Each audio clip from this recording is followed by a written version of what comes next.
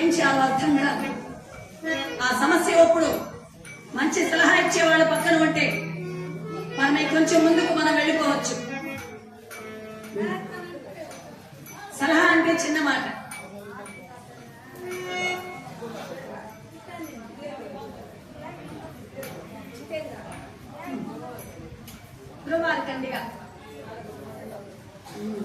జితేంద్ర గారు వారు కూడా మనం కూడా దాసు గారికి ఏదో ఒకటి ఇవ్వాలని దక్షిణ బిస్కెట్లు సమర్పించారు. అమ్మవారు సర్వదా రక్షించాలని స్వామివారిని కోరుకుంటూ ఉన్నాను. 21 రూపాయలు కూడా సమర్పించారు. ద్రౌపది మాత వారిని కూడా సర్వదా రక్షించాలని కోరుకుంటూ, అలాగే బ్రహ్మం ఒక్కటే పాట పాడాలని కోరుకుంటూ చిరంజీవి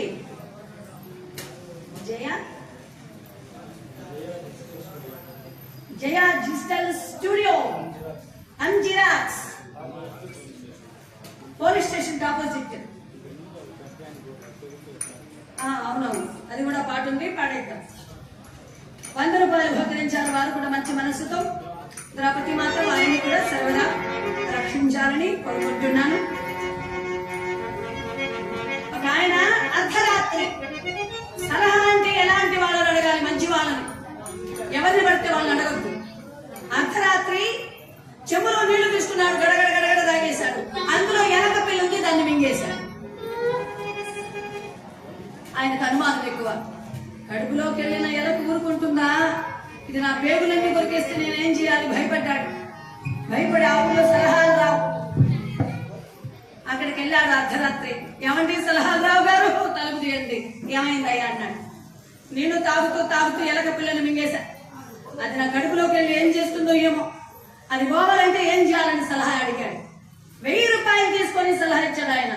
నీ కడుపులో ఉన్న ఎలక పిల్ల పోవాలంటే చిన్న పిల్లను చూసి మింగే.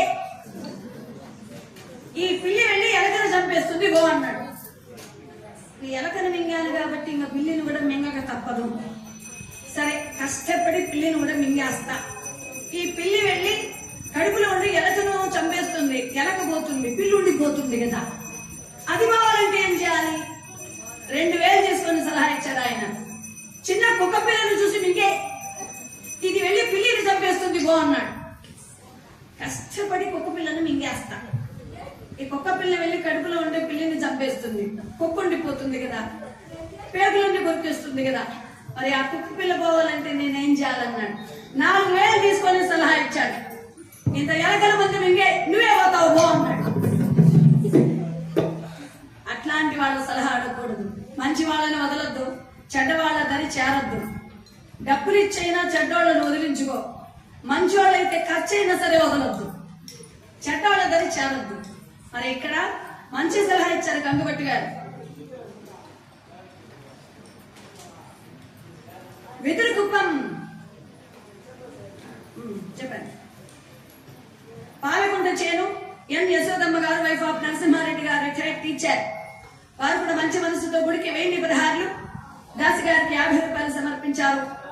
ద్రౌపది మాత వారిని వారి కుటుంబ సభ్యులను సర్వదా రక్షించాలని స్వామి వారిని కోరుకుంటూ ఉన్నాను.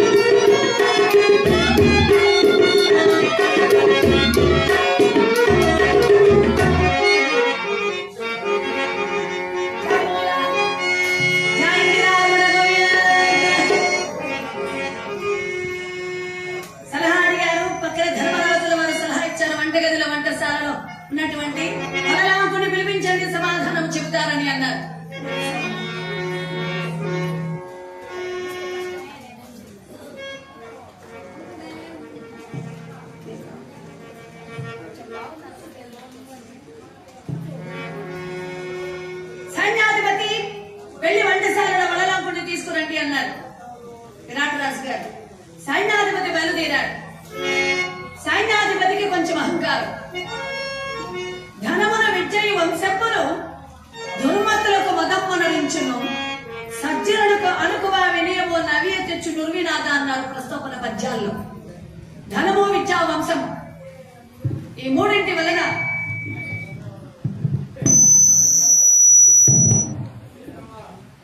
మంచి వాళ్ళకైతే వినయం, చెడ్డ వాళ్ళకైతే గర్వం చెప్పకుండా వస్తాయట. అలా ఇతర అహంకారముతో వెళ్ళాడు. ఎవడా వంటోడు రారా అన్నాడు. ఆయన కోపం ఎక్కువ. ఎవడా వంటోడు రారా అనేసరికి పప్పు గుర్తి తిరగే చూపించాడు. ఎలా ఉందో చూడండి.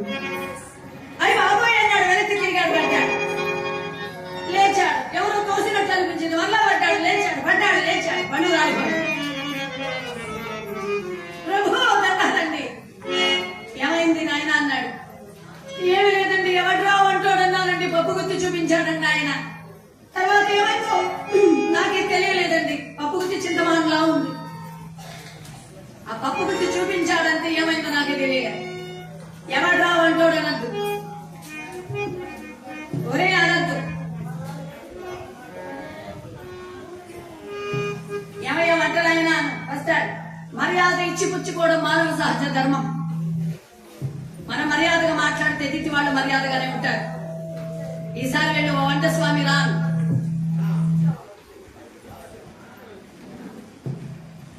భారతిని వెళ్ళాడు. ఓ వంట స్వామి దండాలండి, మహారాజు గారు రమ్మన్నారండి, మీరు రావాలండి,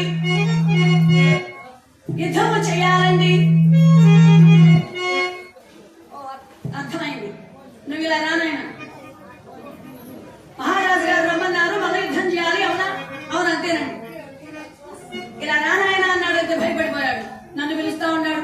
పప్పులో వేసి రుప్పేస్తాడేమో, కరగమాతలో వేసి వేగేస్తాడేమో అంత భయపడ్డాడు. సైన్యాధిపతి భీమసేనుల వారు యుద్ధం చేయాలని అంటే అన్నం బొర్లించి సాంబారు పోసి, చారు పోసి, మజ్జిగ పోసి, రసం పోసి, పప్పు వేసి, ఊరగాయ వేసి, అప్పడాలు వేసి, పాయసం పోసి, కలిపేసి తినేసి యుద్ధం చేయాలి కాబట్టి తింటుంటే వీడు అనుకున్నాడు, ఇంత అన్నం కలిపేశాడే, ఇంత అన్నం ఏం చేస్తాడు, అందులో నన్ను వేసి సమాధి ఏమైనా కడతాడా, లేదా నంచుకోవడానికి ఏమీ లేదని పక్కన ఉండమన్నాడా, అంత భయపడ్డాడు. ఎలాగైతే నేను సభలోనికి వచ్చేసారు భోజనాలైన తర్వాత. మహారాజా ఏమిటి రమ్మన్నారే అన్నాడు. ఆయన జట్టివాడి సంగతి కొంచెం చూడమన్నాడు విరాట్ రాజు గారు. ఇరువురి మధ్య యుద్ధం జరుగుతోంది. జీమూత మల్లుడితో పోరాటం సాగిస్తున్నాడు భీమసేనుల వారు. హోరాహోరీ పోరాటం జరిగింది.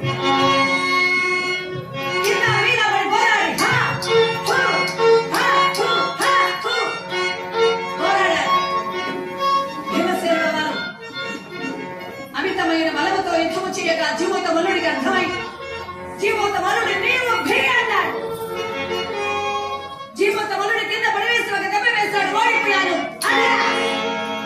ఓడిపోయాను. అప్పుడు అర్థమైంది వీడే భీమసేనుడని దెబ్బలు బట్టి. వాడన్నాడు నీవు భీ అని. భీముడు అంటే ఎవరైనా వింటే అజ్ఞాతవాసం భంగం అవుతుందని మూ అనే అక్షరం రాకముందే మూతి మీద ఒకే దెబ్బ కొట్టాడు. అంతే, ముఖమంతా పచ్చడే, టమాటా పచ్చడి కొట్టినట్లు కొట్టేశాడు. జీమూత మల్లుడు మరణించాడు. త్రూటి కట్టి వెళ్ళిపోయాడు పైకి. క్షణమాలస్యములే విరాట మహారాజు గారు కంగారు పడిపోయారు. సాంబారు బాగలేదంటే నా మూతి ఇంతేనా, చారు బాగలేదంటే నా గట్టి ఇంతేనా, ఇదే మల్ల యుద్ధమయ్యా, ఇట్లా కొట్టి చంపేశావయ్యా. మల్ల యుద్ధం తెలుసా? తెలుసు ప్రభు. ఓడిపోయానంటే వదలాలి కదా, మరొక దెబ్బకు సచ్చూడుకున్నాడు వెధవ. మహారాజా అప్పటికి ఓడిపోయాను అనరా అనరా అంటే వాడు అనలేదు కదా ప్రభు. వాడేమో అన్నాడు. వాడు అన్నాడు అంటే నా మూతి గ్యారంటీ లేదు కదా, నువ్వు ఏది చెబితే అదే నిజమన్నారు. వంటశాలకు వెళ్ళునాయన అన్నారు. అయిపోయింది, ఇంకా ఏ ప్రమాదము లేదు. అజ్ఞాతవాసములు బయలుపడేటువంటి అవకాశము లేదు. భగవంతుడు దయవల్ల పూర్తి అయిపోతుందని అనుకుంటూ ఉన్నారు. భీమసేనుల వారు వంటశాల చేరుకున్నారు. ఇంతలో కీచక నామధేయుడు తీర్థయాత్ర ముగించుకుని బయలుదేరి వస్తూ ఉన్నాడు. స్వాగత సత్కారాలు ఘనంగా పలికారు. విశ్వ విశ్వంభర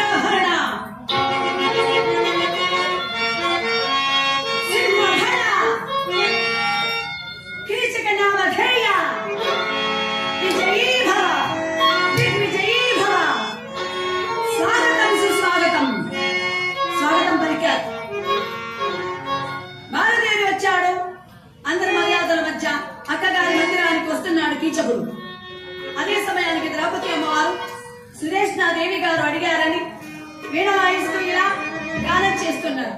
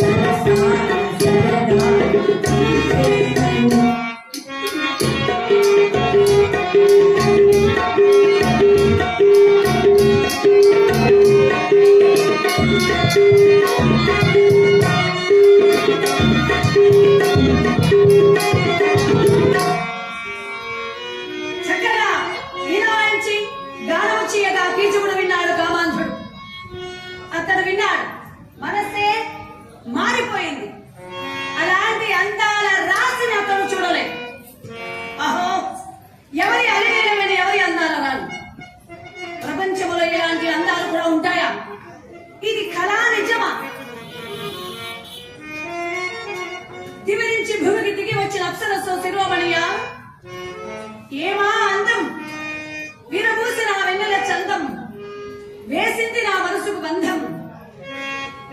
ఇది ఎన్నెన్నో జన్మల అనుబంధమే, ఎన్నెన్నో జన్మల బంధం నీవే నాది.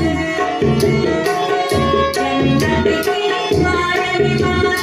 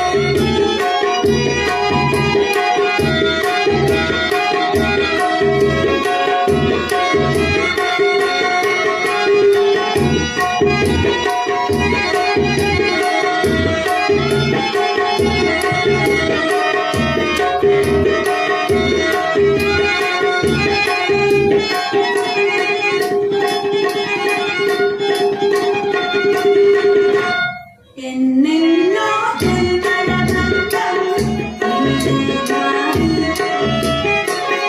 ఎన్నటికీ మారని మాట ఎవరైనా ఓల్డ్ ఈజ్ గోల్డ్ పాడుకోవడానికి ఇబ్బంది ఉండదు. పాత పాటలు పెద్దోళ్ళు కూడా వినాలని ఉంటుంది కూడా. హరికథలో భక్తే చెప్తే కూడా బరువే, హరికథే చెప్తే కూడా వినలేరు. అలాగని ఎక్కువ కూడా పాడడానికే కుదరదు, ఎంతో మంది చూస్తున్నారు.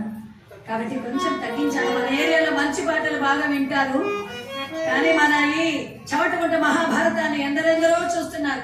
చవటగుంట మహాభారతం అని మన యూట్యూబ్ ఛానల్స్ వాళ్ళ ద్వారా ఎన్ని జిల్లాలకు తెలిసిందో చెప్పలేము. అన్ని జిల్లాలకు తెలిసింది చవటగుంట మహాభారతం అని, రాష్ట్రాలకే తెలిసింది. కర్ణాటక, తమిళనాడు ఎందరో చూస్తున్నారు మన మహాభారతాన్ని. కాబట్టి కొన్ని పాటలు కూడా తగ్గించాను. మన వాళ్ళు ఇక్కడ బాగా వింటారు పాడితే. కథే చెప్పినా శ్రద్ధగా వింటున్నారు, మెచ్చుకోవాలి. కథే చెప్తే వినలేరు చాలా మంది, అయినా వింటున్నారు. అప్పుడప్పుడు తప్పదు, ఒక్కొక్క పాట తప్పదు. హరికథ అంటే కాలం మారింది కాబట్టి, సీరియల్ ప్రపంచంలో అలవాటు పడిపోయాం కాబట్టి ఏదో ఒకటి ఉండాలి. అయితే పాత పాటలు ఇబ్బంది లేదు, పాడుకోవచ్చు. సాహిత్యం ఇబ్బంది ఉండదు. అలాగా కీచకుడు ప్రపంచాన్ని మరచాడు. అవురా, ఎవరి అరణ్యలు వేడి, ఎవరి అందాల రాని కనుగీటి చూచనా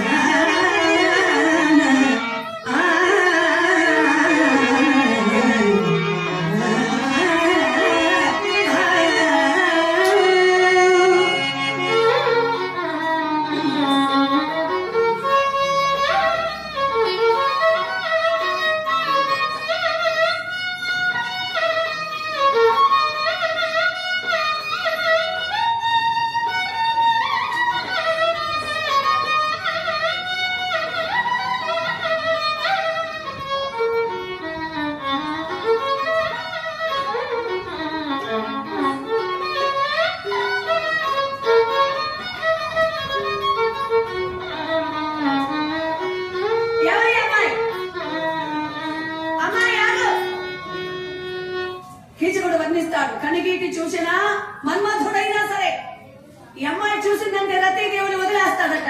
కీచకుడు వర్ణిస్తాడు ద్రౌపది అమ్మవారి అందాన్ని. బ్రహ్మదేవుడు గాని సరిగా ఈ అమ్మాయిని చూసుంటే, సృష్టించింది ఆయనే కానీ అమ్మాయి అందాన్ని సరిగా చూడాల. చూసుంటే సరస్వతీదేవికి విడాకులు ఇచ్చేసేవాడు ఎప్పుడు. అంతేకాదు పరమశివుడి అమ్మాయిని చూసుంటే పార్వతీదేవుని కూడా వదిలేసేవాడు. సప్తర్షులు అమ్మాయిని సరిగా చూసుంటే గడ్డాలు మీసాలు తీసేసి దండ కమండలాలు పారేసి ఈ అమ్మాయి వెంబడి పడేవాడు. వినాయకుడి అమ్మాయిని చూసుంటే నాకు పెళ్ళో అని ఎగిరేవాడు. వాళ్ళెవరు చూడలా. నా గంట పడింది అయినా నేను వదలను, వెంటబడతా. ఇదిగో అమ్మాయి ఆగు అన్నాడు. వెళ్ళిపోతోంది ద్రౌపది వద్ద. ఆగు, ఎవడ్రా వీడు? తల వెంట్రుకలు వెరిగిపోసుకుని దెయ్యం పట్టిన దానిలాగా ఉన్న నన్ను చూసి అమ్మాయి అంటున్నాడు. నా బిడ్డలే పెళ్లిడికి వచ్చాడు. వీడి కళ్ళకు నేను అమ్మాయినా? నా బిడ్డలే పెళ్లిడికి వచ్చేసారు. సరే రాని వాడు ఎవడో చూద్దాం. దగ్గరగా వచ్చి అంటున్నాడు. ఒక మనిషి మాట్లాడే మాటను బట్టి వాడి స్వభావం ఏంటి, బుద్ధి ఏంటి మనం తెలుసుకోవచ్చు అన్నాడు. అని నీలవేణి అందాల రాణి. అహో ఏమి నీ అందం, ఏమి నీ లావణ్యం, చంద్రబింబం లాంటి మోము, మధురమైన గణామృతం. నీ ఊరు ఏది, నీ పేరు ఏది, నువ్వు ఎక్కడి నుంచి వచ్చావు, ఎందుకు వచ్చావు, ఎప్పుడు ఉంటావు, ఎప్పుడు వెళ్తావు? నేనెవరో తెలుసా? కీచక నామ ధేయుడా, అరవీర భయంకరుడా, భుజబల సంపన్నుడా, మగటి మగలిగిన మగ ధీరుడా, వీరుడా. ఓహో, కీచకుడండి ఇతడేనా? అయితే నా జాగ్రత్తలో నేను ఉండాలి అని అనయ్య నమస్కారం అన్నది. నా పేరు మాలిని, గంధర్వ కాంతలు నేను. నా పట్ల గంధర్వులు 5 మంది. సైనంద్రి జాతి స్త్రీని. కానీ నన్ను చూసి మీరు ఇలా వర్ణించడం తగదు. ఒక ఆడపిల్ల అందాన్ని వర్ణించాలి అంటే 3 మగవాళ్లకు తప్ప వేరే వాళ్ళకి అర్హత లేదు. ఒక ఆడపిల్ల అందాన్ని వర్ణించే అర్హత అంటే అందం ఆడవాళ్ళు ప్రకృతికి ప్రతిరూపం. ప్రకృతిని చూసిన పరవశించని వాళ్ళు ఉండరు. ఆడవాళ్ళను చూసిన మరొకసారైనా చూడాలి అనుకోకుండా ఎవరు ఉండరు, చూస్తారు, సహజం. కానీ భగవంతుడు ఎన్ని అందాలు ఇచ్చాడని అనుకోవాలంతే. అతిగా పోకూడదు. అతిగా మాట్లాడాలి అంటే 3 మగవాళ్ళకి అర్హత. కన్న తండ్రి కూతురు గురించి అంతైనా వర్ణించవచ్చు. అబ్బా నా కూతురు ముక్కు ఎంత బాగుందో, నా కూతురు బుగ్గలు ఎంత బాగున్నాయో, నా కూతురు ఎంత బుద్ధిగా ఎంత ఎర్రగా కళ్ళు ఎంత బాగున్నాయో, ప్రతిదీ వర్ణించవచ్చు తండ్రి కాబట్టి. 2వ మగవాడు అన్నదమ్ముడు. నా తోడబుట్టిన చెల్లెలు భలే అందంగా ఉందయ్యా, మా చెల్లెలు ఎంత బుద్ధిగా ఉందో వర్ణించవచ్చు. 3వ వాడు భర్త. ఇక వేరే మగవాడు ఒక అమ్మాయిని గురించి ఎక్కువగా మాట్లాడటం అనేది తప్పు. బా పిల్లది భలే ఉంది కదా అనడం కూడా తప్పే. భగవంతుడు ఎన్ని అందాలు ఇచ్చారా, అది వేరు. అమ్మాయి భలే ఉంది రోయ్ అనడం వేరు, పిల్ల భలే ఉందిరా అనడం వేరు. భగవంతుడు ఎన్ని అందాలు ఇచ్చారో అనడం వేరు. వెగట్టుగా మాట్లాడే అర్హత వేరే మగవాడికి లేదు. అయినా మీరు అన్ని తెలిసిన వాళ్ళు మీకు తెలీదా? తల విరియబోసి మాసిన వలవగట్టి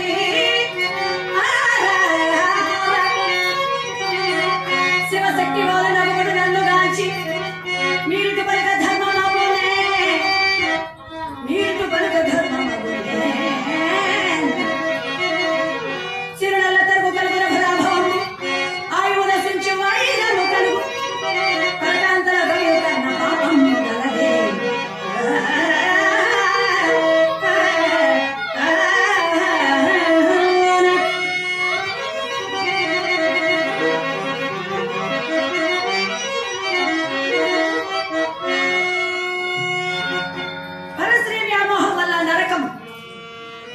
లక్ష్మికల ఉండదు, అర్థాంతరంగా మరణం. ప్రతి మనిషికి భగవంతుడు 100 ఏళ్ల ఆయుష్ ఇచ్చాడు. అర్థాంతరంగా చావడానికి కారణం ఏమిటంటే బలహీనత, వేరే లేనే లేదు. 1 ప్రవర్తన, 2 బలహీనత, 3 వాతావరణ కాలుష్యం, ఇంకా చెప్పాలంటే కర్మ. 120 సంవత్సరాలు బతికిన వాళ్ళు ఉన్నారు ప్రవర్తన బాగుంటే. కాబట్టి ప్రతి మనిషికి మరణానికి కారణం ప్రవర్తనే. పరశ్రీ వ్యామోహం వల్ల నరకము, దరిద్రం, అవమానం, అపకీర్తి. నరకం అవసరమా? దయ్యం పట్టిన దానిలాగా తల వెంట్రుకలు విరబోసుకుని మాసిన చేరుతూ ఉన్నాను. ద్రౌపది అమ్మవారు యమధర్మరాజుల వారి ఆశీర్వాదం వల్ల వచ్చినటువంటి చీర చూడ్డానికి ఎలా ఉంటుందంటే మాసిన చీరలా ఉంటుందట. అయినా చెమట వాసన ఉండదు ఆవిడ దగ్గర.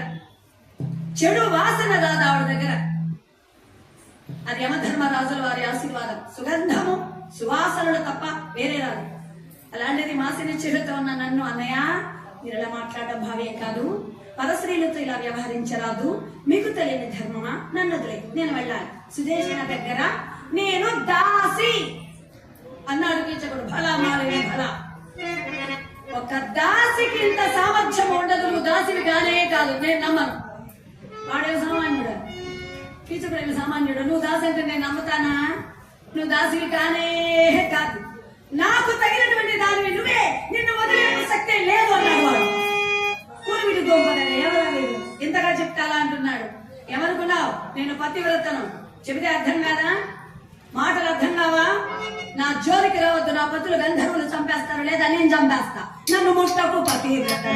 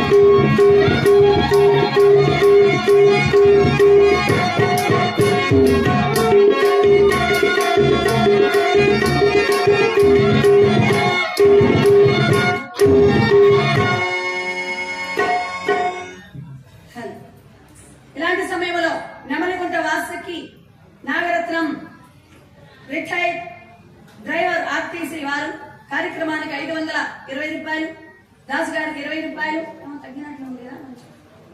ఈరోజు వచ్చిన చదివింపుల్లో జయరామయ్యకి మన నరసింహలన్న కుమారుడు ఇద్దరికి భాగం ఇవ్వాల్సిందే.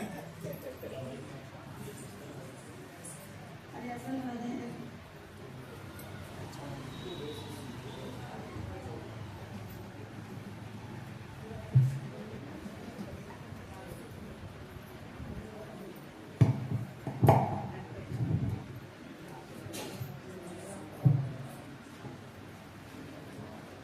హలో హలో హలో హలో మీరు డ్రైవర్ గా retired driver RTC Vasuki Nagarathnamma గారు గుడికి 520 ఇచ్చారు. గర్భగుడి దగ్గర ఉన్నటువంటి ద్వారపాలకుల విగ్రహాలలో ఒక విగ్రహం ఇచ్చినటువంటి దాతలట. అక్కడ ఉన్నటువంటి విగ్రహాల్లో అదే మరి. అలాగే గౌరీ చంద్రశేఖర్ రెడ్డి గారు టీచర్, ఇరు పిఆర్ శివశంకర్ రెడ్డి గారు రిటైర్డ్ టీచర్ సనా, వీరు కూడా మంచి మనసుతో చౌటగుంట కార్యక్రమానికి గుడికి 1016 బహుకరించారు. వీరు శ్రీ గౌరీ చంద్రశేఖర్ రెడ్డి గారు టీచర్ గారు వచ్చారా, వారికి వచ్చి వెళ్ళారు, వారికి ధన్యవాదాలు. మన రిటైర్డ్ టీచరు ధర్మకట్టల శివశంకర్ రెడ్డి గారి కుమారుడు, తండ్రి ఎంతో సేవ చేశారు, వారు కుమారుడు కూడా మనము కూడా భారతానికి ఏదో ఒకటి ఇవ్వాలన్నటువంటి ఉద్దేశంతో మంచి మనసుతో 1016 దాసు గారికి 50. అలాగే వెదురుగుప్పం ఎస్టీ కాలనీ సరోజమ్మ గారు దాసు గారికి 50 రూపాయలు. పట్టి ఎరగరెడ్డి ఇండ్లు శ్రీ మార్కొండారెడ్డి గారి జ్ఞాపకార్థం మాజీ ఎంపీటీసీ గారు వాళ్ళ ఆత్మశాంతికి జ్ఞాపకార్థమై వాళ్ళ కుమార్తె జ్ఞాన కొండారెడ్డి గారు మాజీ ఎంపీపీ వెదురుగుప్పం దాసు గారికి 100 రూపాయలు. వీరు మాజీ ఎంపీటీసీ మాజీ సర్పంచ్ కూడా, వీరు కానుకలు సమర్పించారు మంచి మనసుతో. ద్రౌపది మాత వారిని వారి కుటుంబ సభ్యుల సర్వదా రక్షించాలని స్వామి వారిని కోరుకుంటూ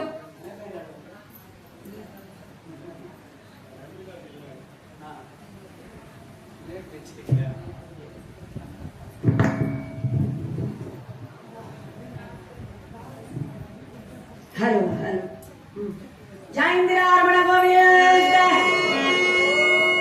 ఏడుకొండలవాడ గోవింద. అన్నదానములో చక్కగా భోంచేసాం, చక్కగా మహాభారతంలో ఉన్నాం, గోవింద అంటున్నాం. అది తెలియకుండా ఏ పని కాదండి, చెప్పింది ఎంతో మంచిది, ఎంతో మంచిది. చూద్దాం. జయ లక్ష్మీ రమణ గోవింద.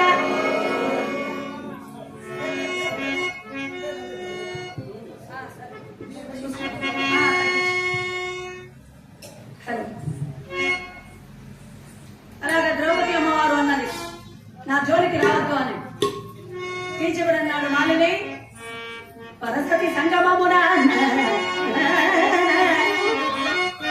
పరసతి సంగమమున సంప్రాప్తమైన పాపమునే కోరుతుగానే పచ్చ విలువాడి నన్ను దడిపర సైరంతి అని నగల్చనప్పుడు దగ్గరగా వస్తున్నాడు. ఆడవిప్పుల ఒకసారి తోసిందా దుర్మార్గుని చూసి దూరంగా ఉండాలని అమ్మవారు దాగారు.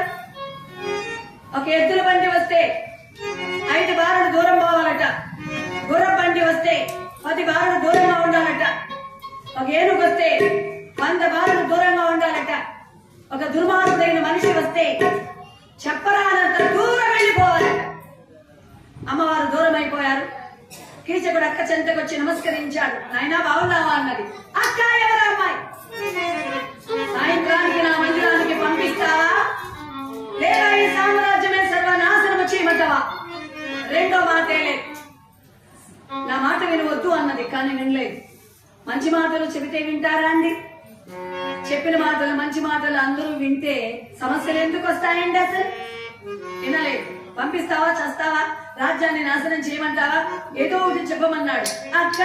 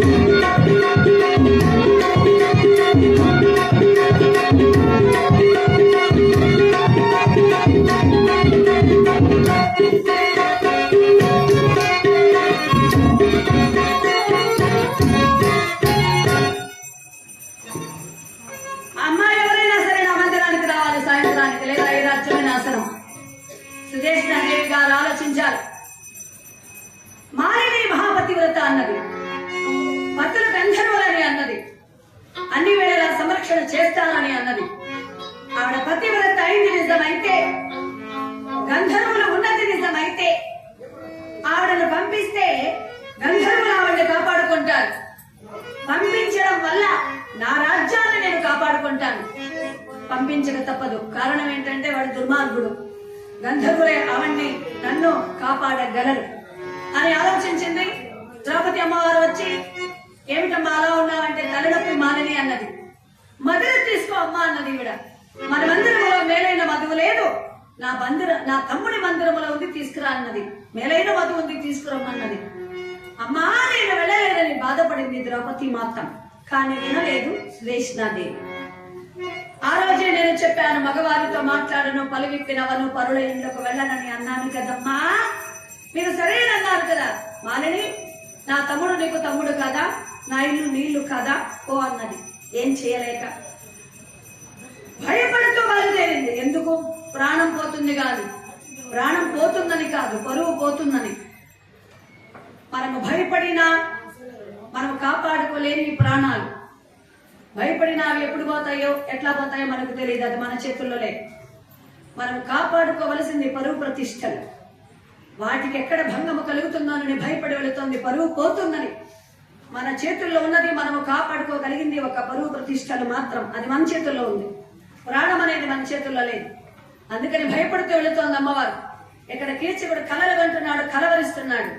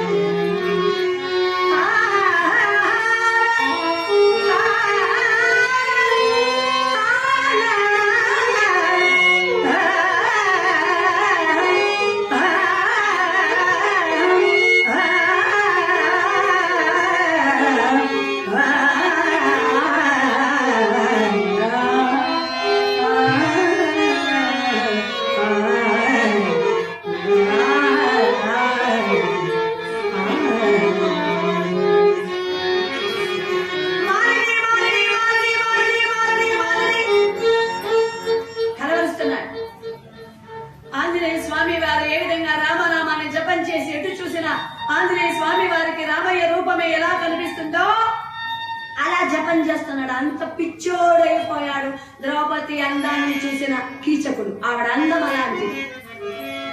కీచకుడి మందిరములో ఉన్నటువంటి ఆడవాళ్ళు ఎంతమంది అంటే, విరాట నగరంలో ఉన్నటువంటి జనసంఖ్య మొత్తం ఎందరో, కీచకుడి ఇంట్లో ఉండే ఆడవాళ్ళు అంతమంది. అంతమంది ఉన్నా కూడా ద్రౌపది అమ్మవారి అందాన్ని చూసి మైమర్చిపోయిన కీచకుడు, ఇంకా రాలేదే మాలని, మా అక్క పంపించలేదా, మాలని రానన్నదా, మా అక్క మర్చిపోయిందా, ఎక్కడ మాలని, ఎక్కడ ఎక్కడ ఎక్కడ చూసినా ద్రౌపది అమ్మవారి రూపమే. మాలని మాలని మాలని మాలని మాలని. స్తంభములో, వస్తువులలో, మంచములో, చెప్పులో, గ్లాసులో, బిందెలో, మందులో, ఎందులో లేనా ద్రౌపది అమ్మవారి రూపమే. ఎలా ఉన్నాడు పిచ్చివాడే కీచకుడు. పల్లవించవాన పలుకులు పల్లవి కావా నా పాటలో, పల్లవించవాన పలుకులు పల్లవి కావా నా పాటలో, ప్రణయ సుధా రాధా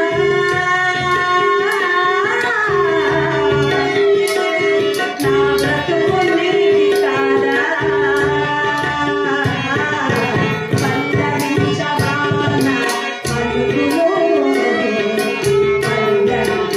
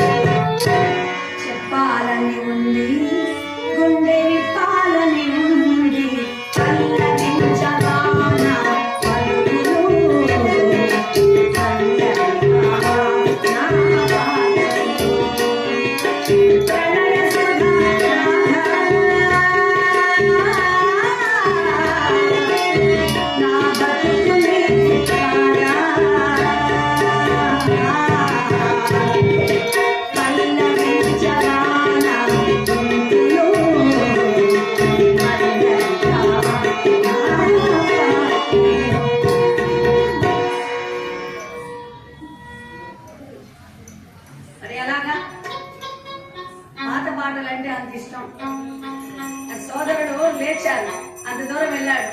పాట వినేసరికి మళ్ళా వచ్చి కూర్చొని పాట వినేసి మళ్ళా వెళ్తున్నారు.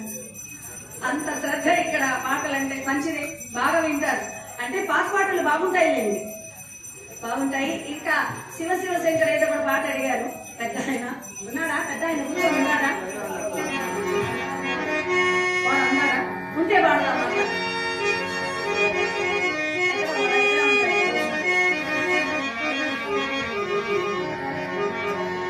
కీచకుడు కలవరిస్తున్నాడు, పాడదా? శివ శివ శంకర. పాపం ఈ ప్రదేశంలో శుభ్రం చేస్తున్నటువంటి పెద్ద ఆయన ఆ వయసులో అడిగాడు, అందుకని భక్తి పాట అందులో శివ శివ శంకర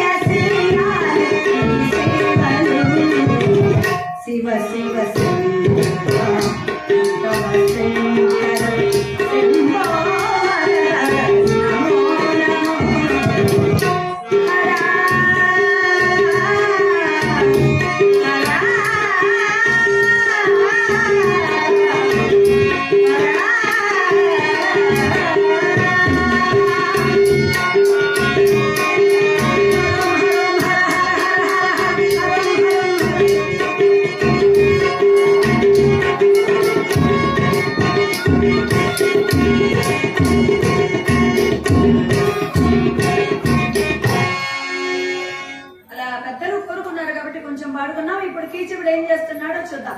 పిచ్చివాడై తిరుగుతున్నాడు, వారిని ద్రౌపది అమ్మవారు సూర్య భగవాన్ వారికి నమస్కరించింది. స్వామి, నా గతి ఏంటి? నా భక్తులకు చెప్పే సమయం లేదు. ఎక్కడ పరువు పోతుందో, అజ్ఞాతవాసానికి భంగం ఎక్కడ కలుగుతుందో స్వామి కాపాడు తండ్రి. ఈ రోజు నేను మహారాణి ఉండి కూడా ఫలానా నేను అని చెప్పే అవకాశం అనేది సమయం కాదు. కష్టాలంటే ఇలా ఉంటాయి. నేను ద్రౌపదిని చెప్పలేను, నేను వెళ్ళనని చెప్పలేను. ఒక దాసి ఆవిడ, వెళ్ళక తప్పదు. భర్తలకు చెప్పే సమయం లేదు. వాడేమో దుర్మార్గుడు, వాడింటికే వెళ్ళాలి. ఏం జరుగుతుందో తెలియదు. ఇది కష్టం అంటే. సూర్య భగవానుడికి జాలేసింది. ఇరువుర రాక్షసులు పంపాడు తోడుగా. వాళ్ళు వస్తూ ఉన్నారు. ఆవిడకు తెలియదు. సింహం ఉన్న గదికి చిట్టులుగా చందాన బయలుదేరి అంతఃపురంలో అడుగు వేసింది. చూశాడు కీచకుడు. మారిని, నాకు తెలుసు నువ్వు వస్తావని. రా రమ్మని మల్లెల పాల్గొని కొరకై వేచి ఉన్నది. రాలే యువతి ఆపు కీచక. పరాయి స్త్రీ జోలికి రావద్దు, భద్రమైపోవద్దు. పెద్దవాళ్ళు చేసినటువంటి కష్టాలు పిల్లల్ని వదలవు. మీరు చేసిన పూజలు గాని, పెద్దవాళ్ళు చేసిన కర్మలు గాని అవి మీతో పూర్తి కావు. మీ పిల్లల్ని వదలవు. మంచైనా చెడైనా మీకే కాదు, మీ పిల్లలకి ఉంటాయి. కాబట్టి అనవసరంగా ఎందుకు పాడైపోతావు? నన్ను వదిలే. నేను మధుర కోసం వచ్చాను, కళ్ళు కోసం వచ్చాను. మీ అక్కకు తల్లునొప్పి పట్టా. ఇచ్చావో నీకు మంచిది, నాకు మంచిది. లేదా అనవసరంగా నా చేతిలో వచ్చావద్దు. ఏం ఎగిరి పడుతున్నావు? ఎందులో గొప్పవాడివని. నీలాంటి గొప్పవాళ్ళు ఎందులో సత్యాలు. నువ్వెంత భూపతిని చెరమట్టి రాము చేచావడి ఊరి పత్రి జనమోహించి ఎందుకు జొడలయనులై భగతుల్లి నలమహేశ్వరుని భార్యను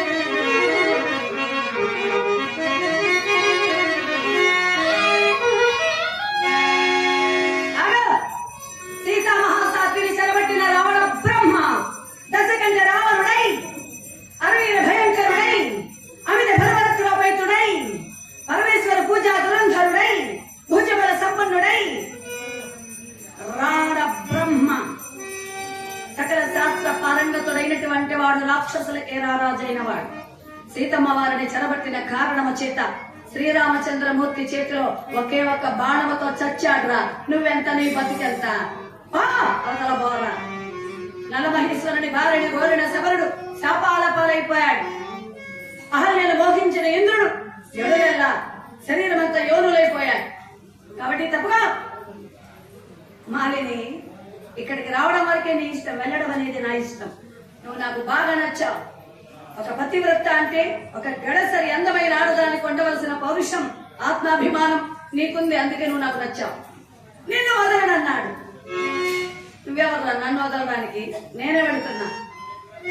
ఆడబిబ్బలు ఒకసారి తోసిందా. సూర్యదేవుడు పంపించిన రాక్షసులు పట్టుకున్నారు కీచకుణ్ణి. ధన ధన ధన ధన ధన ధన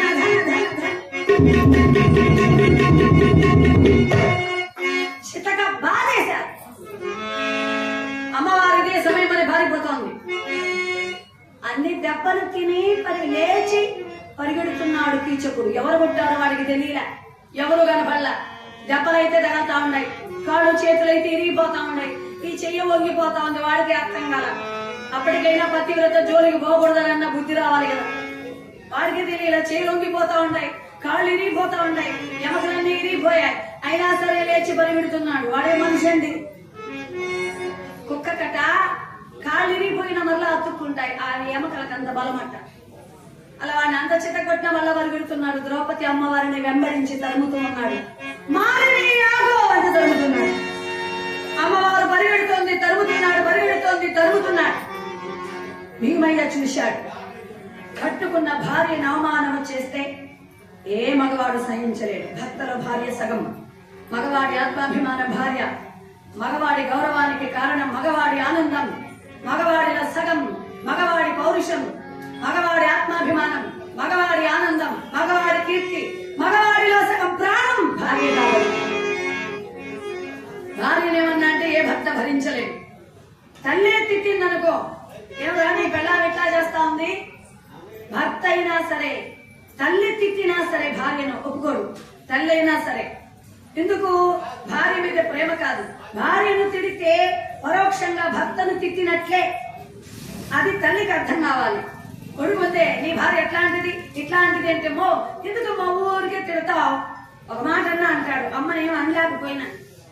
భార్యను తిడితే పరోక్షంగా భర్తను తిట్టినట్లే. అందుకని ఎందుకు మా ఊరికే తిడతావు, ఊదిలే, ఇంకా ఏం అనలేక తల్లిని. అప్పుడు ఇవిడ అంతే, పెళ్ళాయా మారిపోయి చూడు, పెళ్ళం కోసం వెనకాల వేసుకొని వచ్చి మాట్లాడుతూ ఉంటాడు. పెళ్ళాయా మారిపోయి. ఏం మారాడు? రమ్య ఉన్న మారాడా?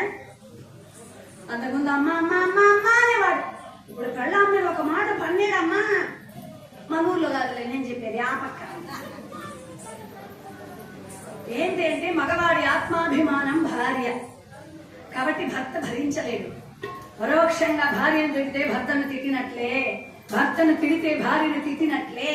నా మొగుడే కదా తిడితే తిట్టుకోని అంటే కుదరదు. భార్యను తిట్టినట్లే. భార్యను తిడితే నా భార్యనే కదా తిట్టుకొని అనడానికి భర్తను తిట్టినట్లే. వాడు రెండుగా కనిపించిన వగరే కాబట్టి.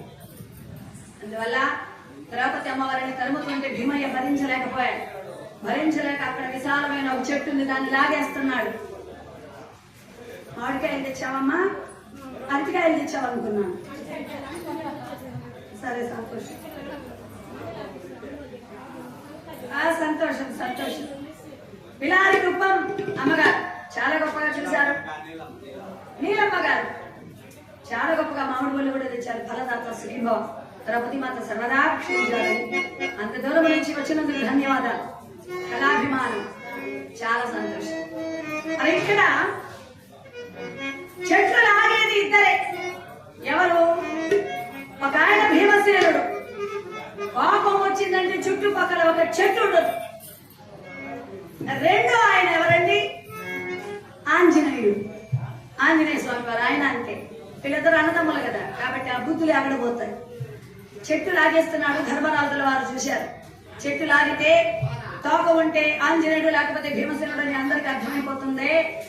అందుకని వెంటనే కలగ చేసుకున్నాడు. అజ్ఞాత వాసము భంగం అవుతుందని కలగ చేసుకుని ధర్మరాజుల వారు అంటున్నారు, చెట్టు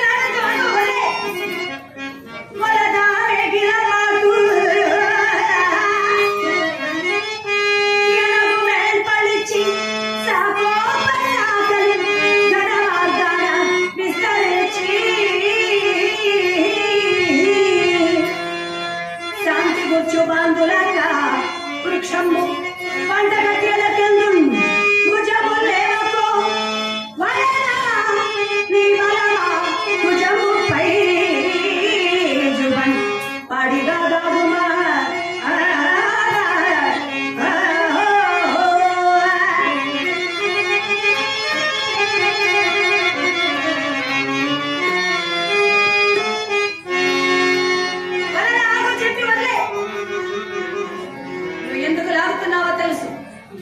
వంట కట్టెలకు కావాలని నీది వంట పని మాత్రమే. కట్టెల పని నీది కాదు, రాజుగారిది. నీది వంట పని. ఇప్పుడు నీ పని వంట పని, కట్టెల పని రాజుగారిది. అంటే ఇప్పుడు నువ్వు వంటోడివిరా, నువ్వు రాజు కాదురా. ఇప్పుడు దండించే పని రాజుగారిదిరా, నువ్వు దండి అంచే అర్హత లేదురా. ఇప్పుడు నువ్వు వంటోడివిరా గుర్తు చేశాడు. నిజమే కదా. ఇప్పుడు చెట్టు లాగితే అందరికి అర్థమవుతుంది. నేనే భీమసేనుడని చెట్టు వదిలేశాడు. ద్రౌపది అమ్మవారికి వచ్చింది కోపం. సభలోనికి వచ్చేసింది ద్రౌపది మాత. సభ మర్యాదను అనుసరించి కీచుకుని వెళ్ళిపోయాడు. తన బాధతో అవమానంతో రాజుగారికి చెబుతోంది, ఇంత అవమానమా మహారాజా, ఇంతమంది ఉండి కూడా ఒక ఆడదానికి రక్షణ లేదని బాధపడింది. అవునులేండి, నా భర్తలకే లేదు నా మీద జాలి. ఒకరా ఇతర 5 మంది నా భర్తలు, కుహారికే లేదు నా మీద జాలి, నీకెందుకు ఉంటుంది? ఆ మాటతో ధర్మరాజుల వారు కంగారు పడ్డారు. 5 మంది అంటోంది, చూస్తూ ఉన్నారు అంటోంది. కోపంలో వాళ్లే వీళ్ళు అంటే అయిపోయింది. అజ్ఞాతవాసం గోవింద. మరలా పోవాలి అడవులకు. 12 ఏళ్లు పోవాలి, మరలా అడవుల్లో తిరగాలి. ఆడవాళ్ళు భూమాతలు. ఆడవాళ్ళు ఉన్నంత వరకు భూమాతలే. కోపం వచ్చిందో భూకంపనే. తర్వాత మొగుడులే, అన్నాలా, తమ్ముడులే, ఎవరైనా పడిపోవలసిందే అందులో. ఆడవాళ్ళు ఇంటికి దీపం ఇల్లాలి. ఒక్కొక్క ఇంటికి దీపం, ఒక్కొక్క ఆడది ఇంటికి దీపం వెళ్ళాలి. కోపం వచ్చిందో కొరివి దెయ్యాలి. కోపంతా కాలిపోతుంది. తర్వాత ఎవరేం చేయలేరు. ఆడది గంగా ప్రవాహం. ఆడది కోపం వచ్చిందో సునామీయే, మొత్తం కొట్టుకొని పోతారు. ఆడది విద్యుత్ శక్తి, కరెంటు. ఆడది శక్తి కదా, కరెంటు. ఎన్ని ఛానల్స్ అయినా వస్తాయి టీవీలో కూడా, అంత శక్తి ఆడదానికి. కానీ మూడు రిమోట్, వాడు ఏ ఛానల్లోకి ఆ ఛానలే రావాలి. అది కాబట్టి కంట్రోలర్ ఎవరంటే భర్తే. ఆడది శక్తి, అదుపులో ఉంచవలసిన వాడు భర్త. అందుకని ఆవేశంలో వాళ్లే వీళ్ళని అంటుందేమో అని చెప్పి లేచి వచ్చాడు ధర్మరాజుల వారు. మాలిని, ఏమి నాశనం చేస్తున్నావా నాట్యగత్తెలాగా? 5 మంది ఉన్నారంటున్నావు, కాపాడలేదంటున్నావు, ఎందుకు కాపాడలేదో తెలీదా? అన్నాడు. ఎంత మాట అన్నాడు? నా బాధ ఇది అని చెబితే నాట్యమా?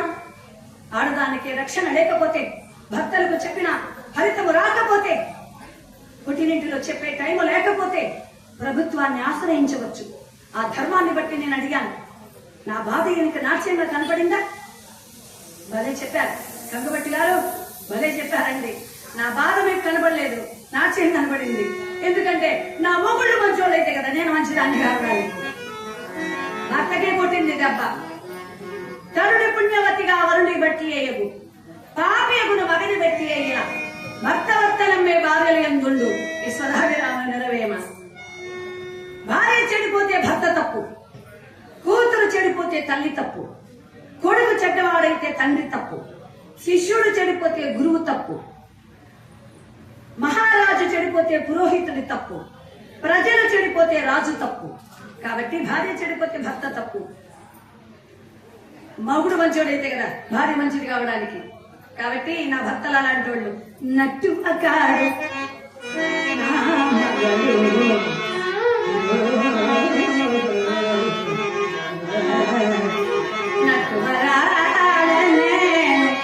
నా పతి బట్టి కంకు బట్ట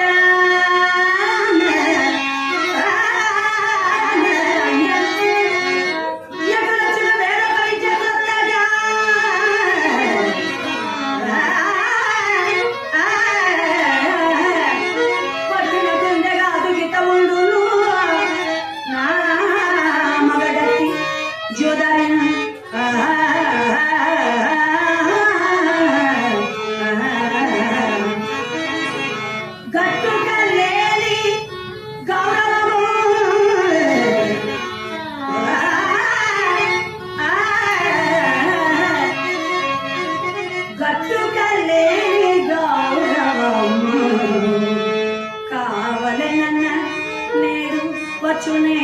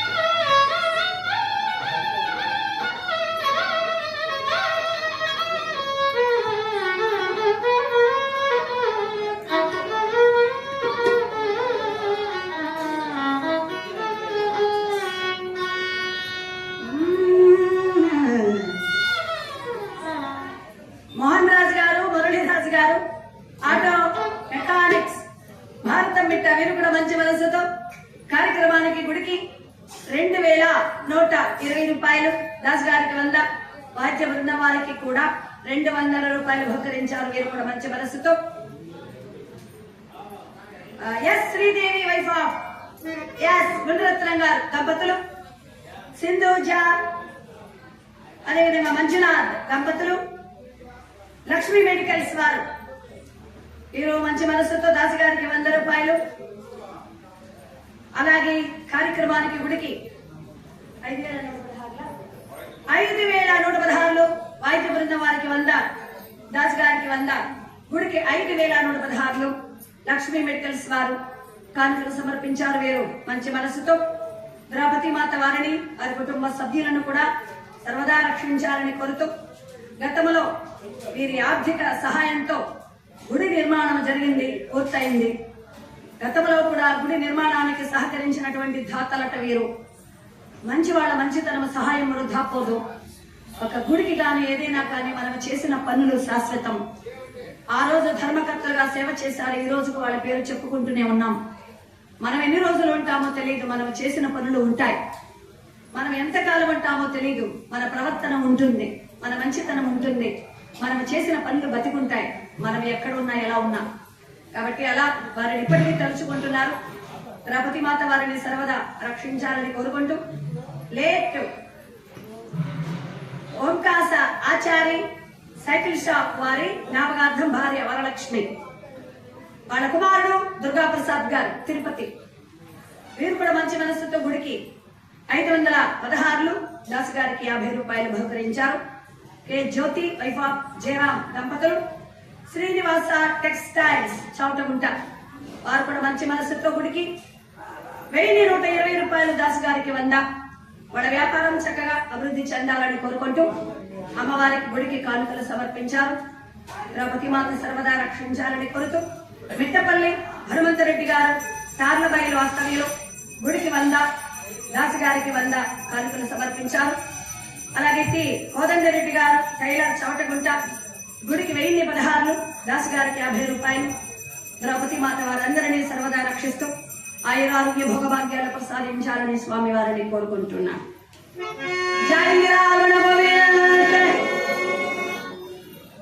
నా భర్తలు మంచోళ్ళు కాదండి. ఒక ఆయన జూదరి, ఒక ఆయన నాట్యం చేసేవాడు, పాడబుద్దే కదా నాది, వస్తా కొట్టిందిరా దెబ్బ అనుకున్నాడు ధర్మరాజుల వారు. వెళ్ళిపోయింది కాబట్టి వంట గదికి వెళితే భీమయ్య నిద్రపోతున్నాడు, బాధ అనిపించింది. పక్షం మీద తలబెట్టి భోరుమని ఏడ్చింది. కష్టాలు వచ్చినందుకు బాధ లేదు, సిరి సంపదలు పోయినందుకు బాధ లేదు. అడవుల్లో తిరిగినందుకు బాధ లేదు, నా మీద మీకు ప్రేమ లేదు, అదే బాధగా ఉంది. సంవత్సరం అయింది, ఎలా ఉన్నావో ద్రౌపది నేను అడగలేదు, అదే బాధగా ఉంది.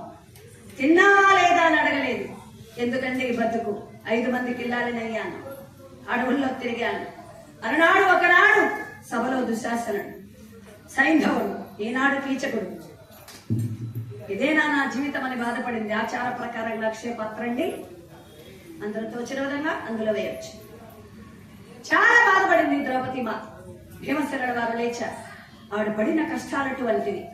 దుర్మార్గుడైన వాడిని చంపేస్తా, నువ్వు బాధపడి నువ్వు ఏడవద్దు అన్నాడు. నేవద్దు రామాంధ్ర సింహమల్లి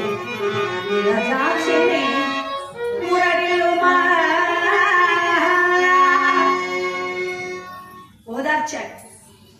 ఏడుస్తున్న అమ్మవారిని ఓదార్చాడు. చంపేస్తా అన్నాడు. అజ్ఞాతవాసం తీరిపోయిన వెంటనే చంపుతా అన్నాడు. అజ్ఞాతవాసం తీరిపోయిన తర్వాత తీరిక చేసుకొని మీ అన్న సరే అంటే మీకు కోపం వస్తే అప్పుడు వాడు ఎదురు వస్తే అలా వీలు చూసుకొని చంపితే కుదరదు. రేపు రాత్రికి వాడిని చంపాలి, లేదా నేను చస్తా. వాడిని చంపుతారా నన్ను చంపమంటారా? రెండో మాటేలా.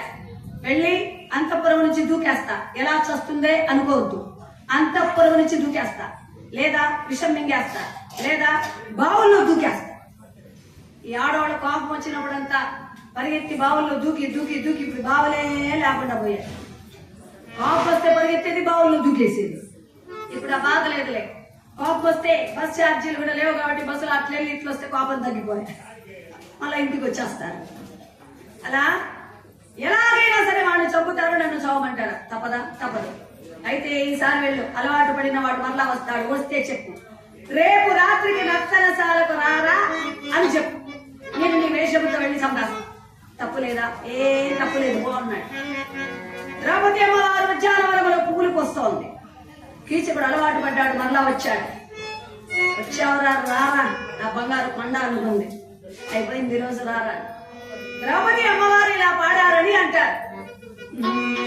దరికి రాబోకు రాబోకు రాజా, దరికి రాబోకు రాబోకు రాజా, ఓ దేవి రాజా, దేవి రాజా, దరికి రాబోకు రాబోకు రాజా, దరికి రాబోకు రాబోకు రాజా.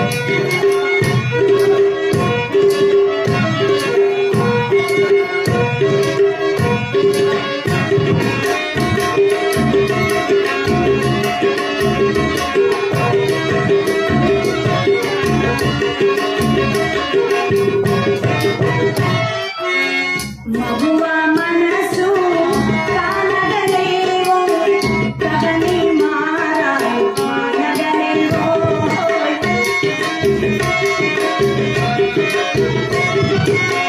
మగువా మనసు కానగలేవో, కదని మారాయి మానగలేవో. నీవే నాడు కలని వినని, నీవే నాడు కలని వినని, ఆశ భరించి తరించేవే. దరికి రాబోకు రాబోకు రాజా, దరికి రాబోకు రాబోకు రాజా.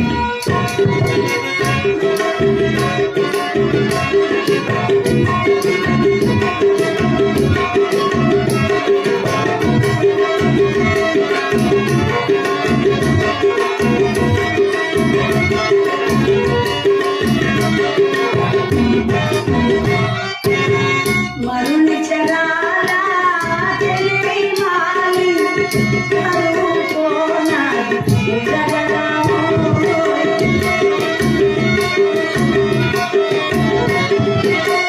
మరుని చరాల తెలివి మాలి, కరువు కోనాది ఎడగలమో. నీవే నాడు మంగళ మౌరా, నీవే నాడు మంగళ మౌరా, రాణి సురానా దరికి రాబోకు రాబోకు రాజా, జగతి రాబోకు రాబోకు రాజా, ఓ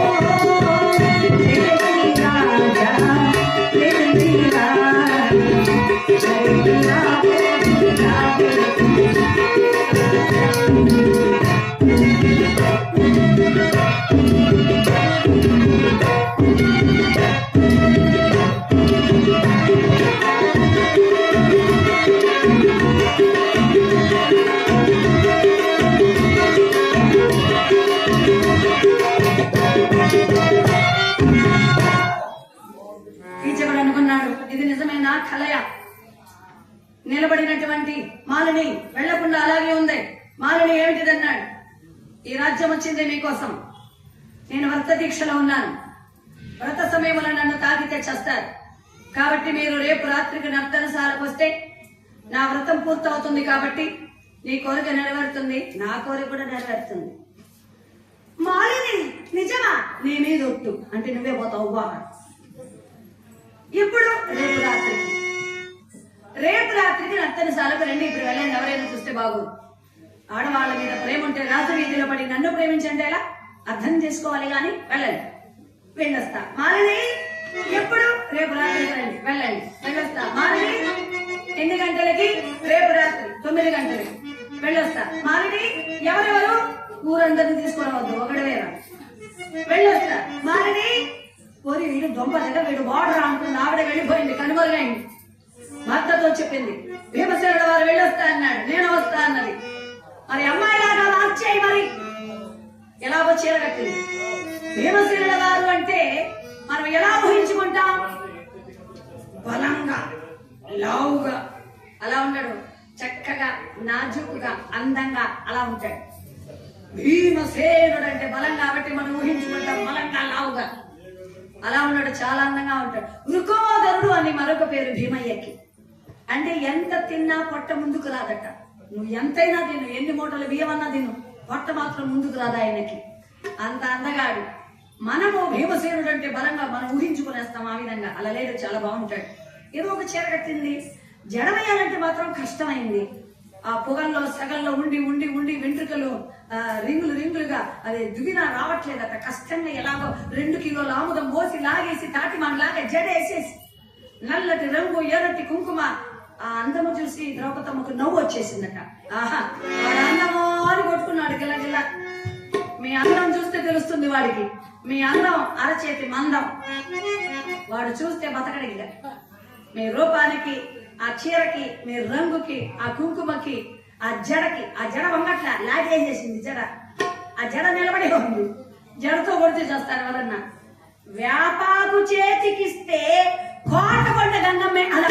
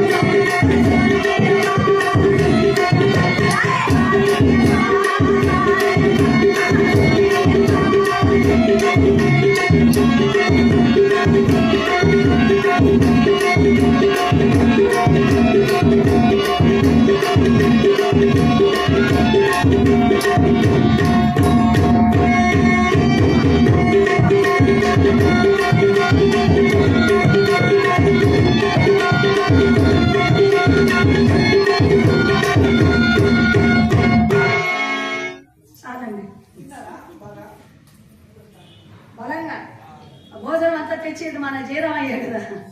పట్ట మాస్టర్ బాగా పంపిస్తున్నారు, ఈయన బాగా తెస్తున్నారు. రోజు ఉర్లగడ్డ కదా, బలం ఎక్కువ అయిపోయింది, శక్తి ఎక్కువ కదా అది, అందువల్ల చాలా చాలా బాగా చూస్తున్నారు. అందుకే అలా ప్రోటీన్స్ విటమిన్స్ అన్ని ఉన్నాయి దాంట్లో, మంచిదే. అందుకే అలాగే తపలాలు పగిలిపోయిన జాగ్రత్త అండి స్వామి. అంటే అంటే నేను మారమ్మనా, ఏం కాదా, నేను మారమ్మ కాదా. వేపాకు చేతికిస్తే కోటకొండ గంగమ్మే అలా ఉన్నారు. పాంచాలిని చూసి ద్రౌపది పక్కును నవ్వెన్ అనే సమస్య చెబుతారు. పాంచాలి వేషముతో ఉన్నటువంటి భీమయ్యను చూసి ద్రౌపదమ్మ వారికి నవ్వు వచ్చిందట, నవ్వుతున్నారు. నేను నవ్వులకెళ్ళని వెళతా కాదు, వెళదాం పదండి, నువ్వెందుకు అన్నాడు. ఆ కీచకుడిని చెబుతుంటే నేను కళ్ళారా చూడాలి, నా కళ్ళతో చూస్తే గాని వాడి మీద నాకున్న కోపం తగ్గదు. వచ్చాడు అని చెబితే అది సరిపోదు, ఆ మాట వింటే సరిపోదు. కోపం దగ్గర నీ కళ్ళారా చూడాలి, వాడి కాళ్ళు కీళ్ళు మీళ్ళు విరుస్తుంటే నేను చూడాలి. మీ ఆడవాళ్ళతో వచ్చిన బాధే ఇంతే. అభిమానం వచ్చినా తట్టుకోలేము, ఆవేశం వచ్చినా తట్టుకోలేము. సరే పద. బాగా నర్తనశాలలో చేరుకున్నారు ఇద్దరు. ఇక్కడ కీచకుడు బాగా తయారయ్యాడు, అందంగా తయారయ్యాడు. చక్కగా ఆయన చూడండి ఎంత పైన కూర్చున్నాడు. మరి అంత పైన కూర్చుంటే ఎట్లా, కొంచెం దిగమనండి. దిగు, కొంచెం దిగు, తొందరగా దిగు. దిగు, పడతావు. దిగు కొంచెం, కొంచెం చెప్పండి ఆయన దిగమని. అనవసరం కాలు చేతులు ఎరుగుతాయి. దేనా నువ్వన్నా చెప్పు. మీరు చెప్పండి, అట్లా కొంచెం దిగమని చెప్పండి. ఆ వెనకాల ఉండే వాళ్ళైతే చెప్పాలి. ఆ చెప్పండి, కొంచెం ఆయన దిగమని చెప్పండి. నీకే చెప్పేది. మా చూడన్న మాట పడే ఆయనండి సూర్యదేవుడు. చెప్పండి దిగమని. చెప్పలేదా? నరసింహన్న కూడా వెళ్ళిపోయినాడు. కొంచెం ఆయన చెప్పండి, సూర్యదేవుడికి దిగమని ఎవరైనా చెప్పండి. దిగ. కీచకుడు ఎందుకు తొందరగా చావడానికి అందరికీ చెప్తున్నాడు. ఎవరైనా చెప్పండి అయ్యా దిగమని. దిగమని చెప్పండి. దిగ దిగ. సూర్యదేవుని జరుగుతున్నాడు. అంత విపరీతం అయిపోయింది. ఏం చేద్దాం, బలహీనత లాంటిది. మనం చెప్తే దిగుతాడా? ఆయన తొందరగా పరబడి తీసుగా దిగిపోతే కదా, పొద్దుపోతే కదా, నేను నర్తనశాలకు పోవాలి కదా. ఒక క్షణం ఒక్క యుగంగా ఉందట. పాపం ఎలాగో కష్టపడ్డాడు, అలంకరించుకున్నాడు. ఊర్లో వాళ్ళకి ఎవరికి తెలియకూడదని ఊరంతా జాతర, హరికథలు, బుర్రకథలు, వీధి నాటకాలు, పండగ భజనలు ఏర్పాటు చేశారు. ఈయన అందంగా అలంకరించుకున్నాడు. అంటే వారి బాధల్లో వాళ్ళు ఉంటే ఈయన బాధ అయింది, వాళ్ళ ఝాసల్లో వాళ్ళు ఉంటే ఈయన తెలియకుండా ఇట్లా పోవచ్చని. ఊరంతా భజనలతో, హరికథలతో, బుర్రకథలతో, కోలాహలాలతో ఉంది. ఈయన బయలుదేరాడు. ఇల్లు ఇల్లు అంటావు, ఇల్లు నాదంటావు, నీ ఇల్లు ఎక్కడే చిలుక, అల్లంత దూరాన వల్ల కాటిలోన నీ ఇల్లు ఉన్నదే చిలుక. ఇల్లు అంటావు,